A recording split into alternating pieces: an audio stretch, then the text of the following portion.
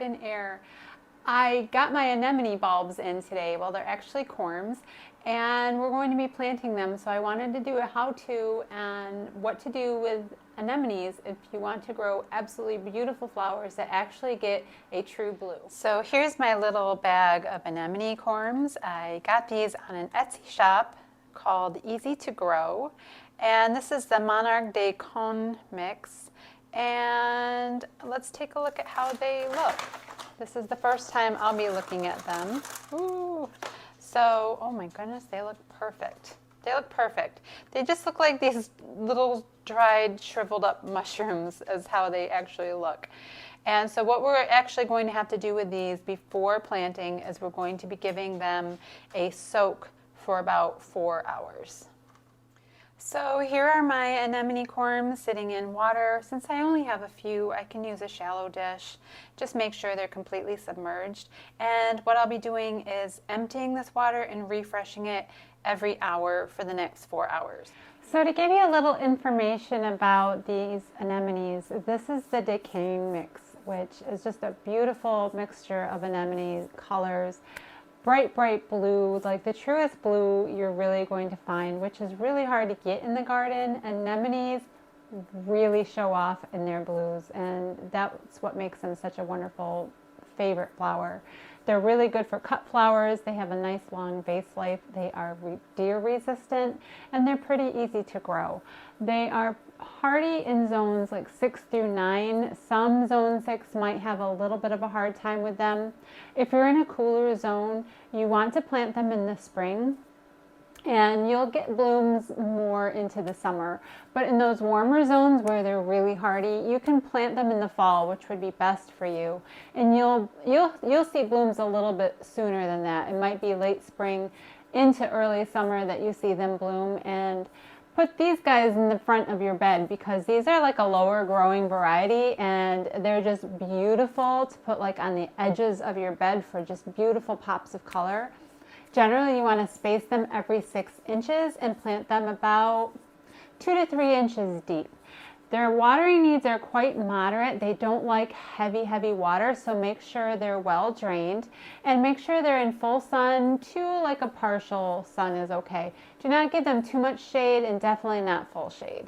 And I think in the north, in the colder zones, I'll be planting mine inside of containers. I'm actually setting up a basket that I'll be planting mine into, and that way, since I have to pull mine in for the colder season, that'll make it easier. I don't have to go find them all in the ground. So I'll put them in a basket and be able to bring them inside for the winter, store them in their dormancy inside, and then cycle it back around and plant it again in the spring.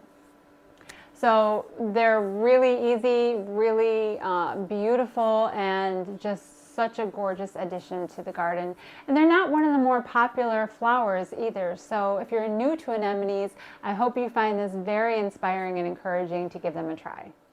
So we're 4 hours later, and our corms have been soaking, and I've been cleaning out the water every hour. So now I just have a basket ready. I'm only planting 10 of them into this basket, and I'm going to save the rest.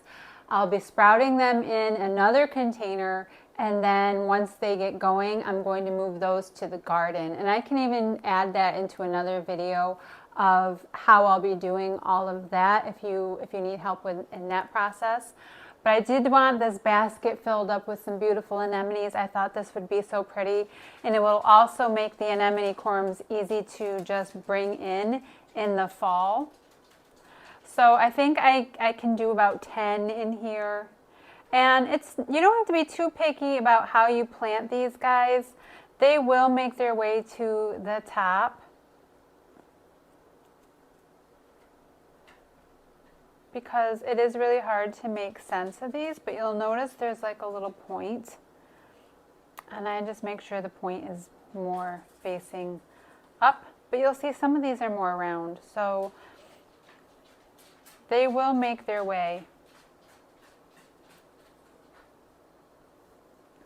about 2 to 3 inches into the soil. And if you're wondering about what soil I use, this is Fox Farms. This is just a regular, this is their potting soil. And I love their soil because it's really enriched with all sorts of things like worm castings and lots of rich organic material. Okay. And I'm just going to give these a really light watering, just enough to really moisten the soil. I don't want this sopping wet. The corms don't like to sit in too much moisture. Too much moisture is just going to cause them to rot. So just make sure your water is getting through the soil really well, that everything can drain. I have plastic lining this basket, and I poked a whole bunch of holes in the bottom. This will be sitting outside, and I'll be making sure this can drain well. Make sure all the moisture makes it through to the bottom, and your corms are going to stay moist but not be sitting in pools of water. So I'm going to leave that just about like that.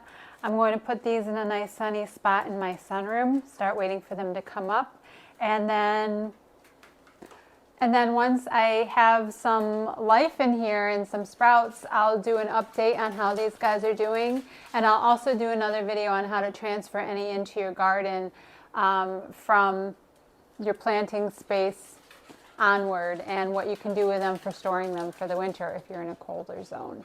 So I hope you all have a wonderful day. Thank you for watching. Please hit like and subscribe if you haven't already, and I'll see you in the next video. Bye.